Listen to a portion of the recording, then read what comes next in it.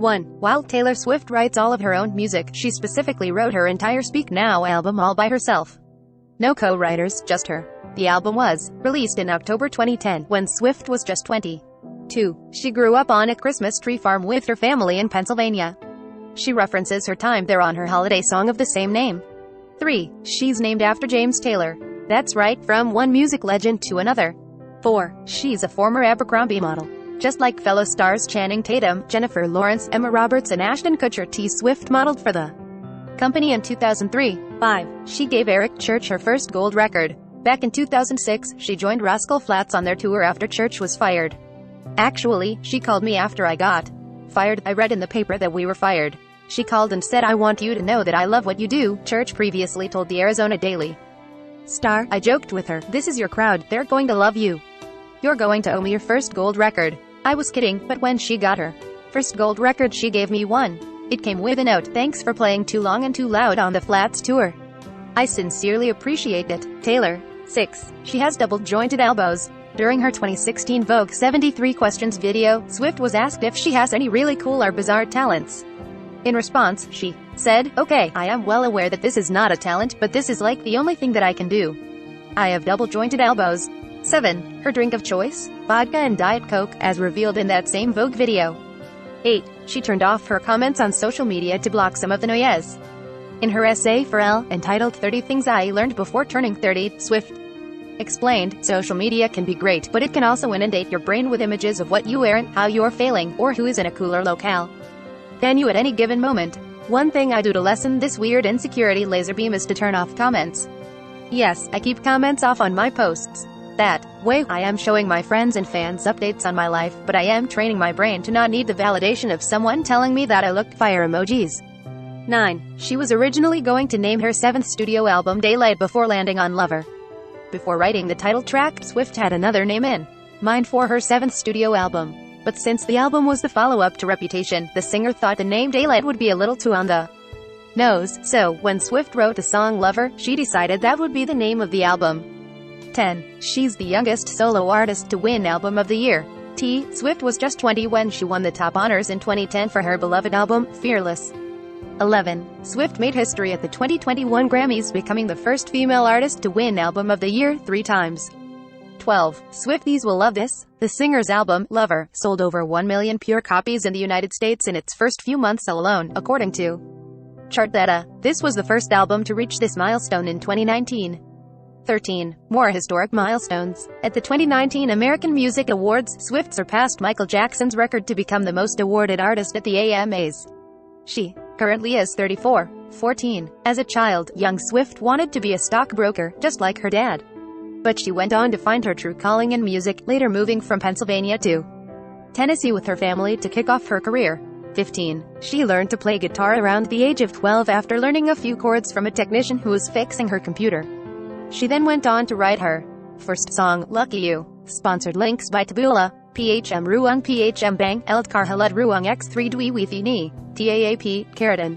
Sonfime Time. 16. She's obsessed with Phoebe Waller-Bridge. While talking about her love for Fleabag, Swift told Entertainment Weekly, "She makes you crack up, shocks you, and breaks your heart all in the span of a few minutes in that show." She later performed on the SNL episode which the Amazon Prime star hosted.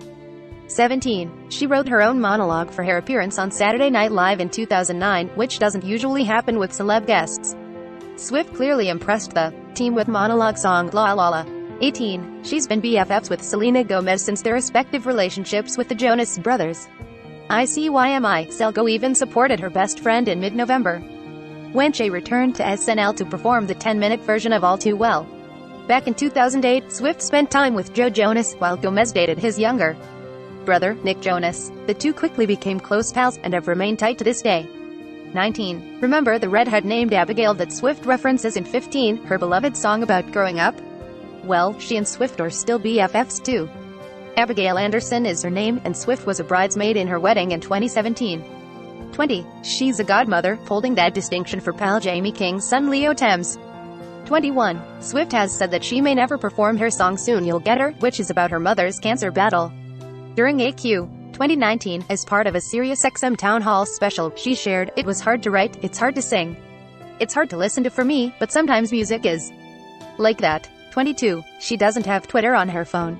In an interview with Billboard, Swift explained, "Sometimes when I open Twitter, I get so overwhelmed that I just immediately close it. I haven't had Twitter on my phone in a while because I don't like to have too much news.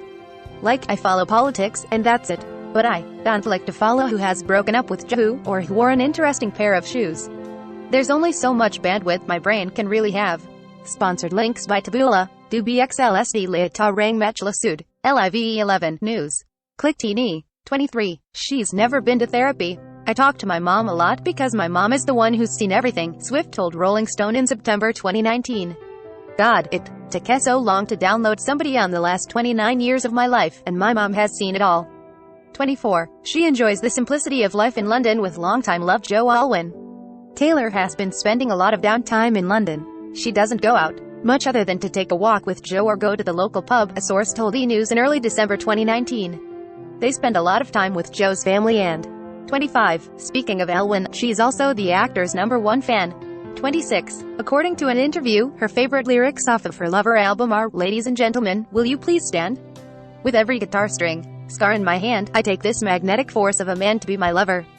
27. Swift is one of the highest paid women in music. According to a Forbes report released in August 2019, Swift made $185 million in pre-tax earnings over that year alone. 28. The 2019 Netflix film, Someone Great, inspired her music. "I cried watching the movie. For about a week, I start waking up from dreams that I am living out that scenario, that's happening to me," she told Elvis Duran during an interview. "I'd have these lyrics in my head based on the dynamics of these characters, and I went in the studio with Jack Antonoff. The studio session led to the creation of Swift's song, Death by a Thousand Cuts." 29. She has a special place for her most emotional songs.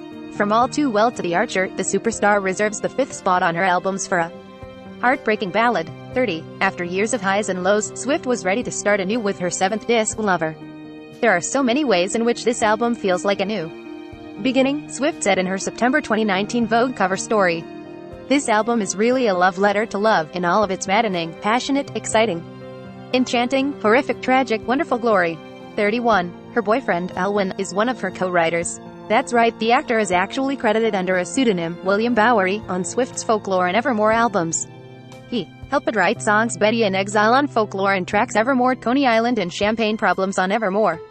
32. Additionally, Swift's Folklore song piece is about her relationship with Alwyn, as she explained to Paul McCartney in a 2020 interview for Rolling Stone. "I oftentimes, in my anxieties, can control how I am as a person and how normal I act and rationalize things, but I cannot control if there are 20 photographers outside in the bushes and what they do and if they follow our car and if they interrupt our lives. I can't control if there's going to be a fake weird headline about us in the news tomorrow.